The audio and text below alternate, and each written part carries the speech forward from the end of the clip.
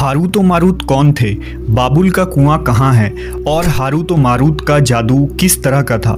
ये वो पुरअसरार सवालात हैं जिनके जवाब तो बहुत हैं और लिखने वालों ने भी बहुत कुछ लिखा है, लेकिन उन किस्से कहानियों में हकीकत को तलाश करना गहरे समुंदर से मोतियां निकालने के बराबर है। हारूत व मारूत के मुतालिक बुनियादी तौर पर दो तरह की रवायतें मिलती हैं, एक वो जो कुरान व हदीस और ताबईन के अक़वाल में मौजूद है और दूसरी वो जो तौरेत व इंजील और इसराइली रिवायतों में आती है, जबकि उन इसराइली रिवायतों को बेशतर उलमा और मुवर्रिखीन ने तायीद की है। इस वीडियो में हम उन दोनों तरह की रिवायतों और वाक़यात को मुकम्मल पेश करेंगे। रिवायतों के मुताबिक हज़रत इदरीस अलैहिस्सलाम के ज़माने में एक मरतबा आसमान और ज़मीन के दरमियान से पर्दों को हटा दिया गया तो फरिश्तों ने ज़मीन में आबाद इंसानों को देखकर ताज्जुब किया और बोले, या रब्बुल आलमीन, हम तो गुनाह के करीब भी नहीं जाते, जबकि ये बनी आदम गुनाहों में इतने मुब्तला हैं। अगर हम उनकी जगह होते तो कभी तेरी नाफरमानी ना करते। अल्लाह ने इरशाद फरमाया, इंसानों को गुस्सा और शहवत दी गई है, अगर ये चीज़ें तुम्हें दी जाए तो तुम भी इसी तरह गुनाह में मुलव्वस हो जाओगे। लेकिन फरिश्तों ने कहा, हम ऐसा हरगिज़ न करेंगे। लिहाजा अल्लाह के हुक्म से फरिश्तों ने अपनी जमात में से दो बेहतरीन और इताअत गुजार फरिश्तों को चुन लिया, जिनका नाम हारूत और मारूत था। अल्लाह ने उन दो फरिश्तों में इंसानी फितरत और शहवत डालकर दुनिया में भेजा। वो शहर बाबुल में दो खूबसूरत इंसान बनकर आए और काजी के काम पर मुकर्रर हो गए, जहाँ वो लोगों के दरमियान फैसले किया करते थे।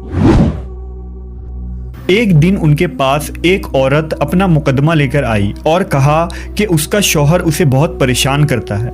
हारूत व मारूत ने जब उस औरत को देखा तो वो उसकी खूबसूरती और हुस्न से मरऊब हो गए और उस पर आशिक हो गए। उन्होंने उस औरत से जिना की ख्वाहिश की तो औरत ने उनसे कहा, तुम्हारी ये ख्वाहिश मैं तभी पूरी करूंगी जब तुम बुत की पूजा करो, शराब पियो या मेरे खाविंद को कत्ल कर दो।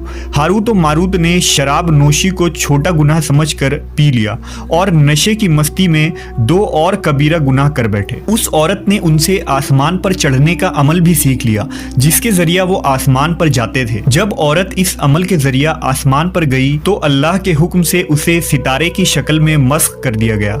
चूंकि उस औरत का नाम ज़ोहरा था, इसलिए वो सैयारा ज़ोहरा कहलाया, जिसे आज वीनस कहते हैं। इस गुनाह की वजह से हारूत व मारूत खुद वो इसमें आज़म भूल गए जिसे पढ़कर वो आसमान पर जाते थे और बतौर सज़ा उन्हें बाबुल के एक कुएं में उल्टा लटका दिया गया, जहां वो ता क़यामत यूं ही कैद रहेंगे।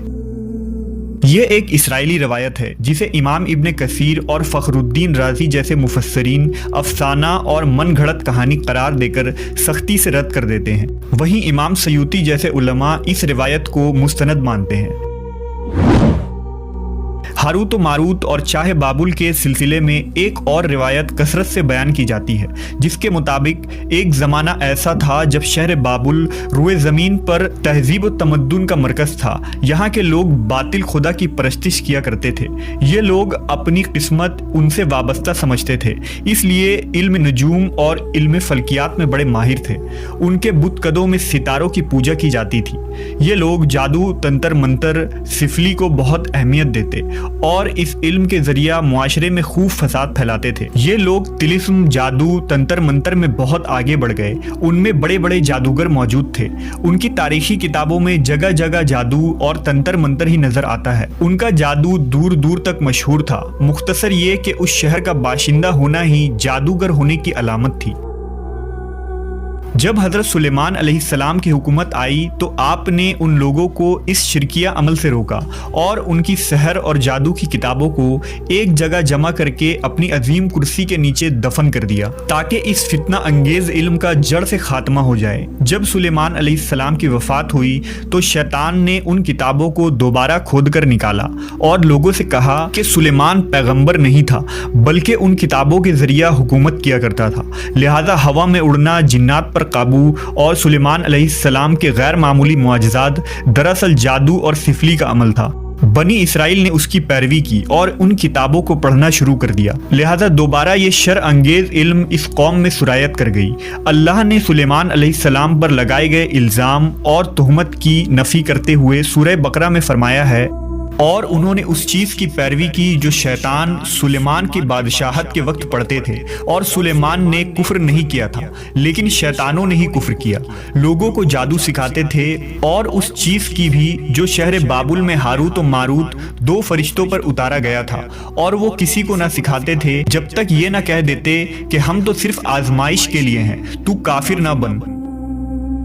لہذا جب یہ سحر کا علم بابل میں عام ہو گیا اور لوگوں کی تکلیف اور پریشانی کا باعث بن گیا، تو اللہ نے دو فرشتوں کو انسانی صورت میں مامور کیا کہ وہ جادو کے عوامل اور اسے باطل کرنے کا طریقہ لوگوں کو سکھائیں تاکہ وہ جادوگروں کے فساد اور شر سے محفوظ رہ سکے۔ لیکن یہ تعلیمات غلط مقصد کے لیے بھی استعمال ہو سکتی تھی، حالانکہ وہ فرشتے لوگوں کو تنبیہ کرتے تھے اور ان کے لیے صراحتاً کہتے تھے کہ یہ تمہارے لیے ایک طرح کی آزمائش ہے، لیکن پھر بھی وہ لوگ ایسے کاموں میں پڑ گئے جو انسانوں کے لیے ضرر اور نقصان کا باعث تھا۔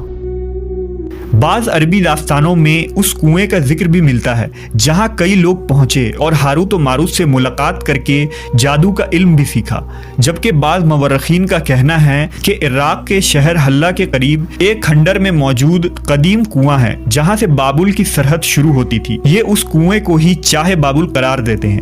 بہرحال اس واقعے سے یہ سبق ملتا ہے کہ سفلی اور جادو ایک شرکیہ عمل ہے، مگر یہ کہ اس کا استعمال فساد اور شر پسندی کے خاتمے کے لیے کیا جائے۔